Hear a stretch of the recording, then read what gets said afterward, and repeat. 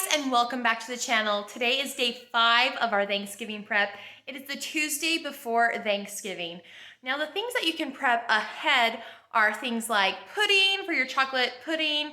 You can make casserole dishes. As long as everything's in the refrigerator, you can boil eggs for your deviled eggs. You can make your appetizers, spinach dip, cheeseball. Those are things that I did. So let's get started.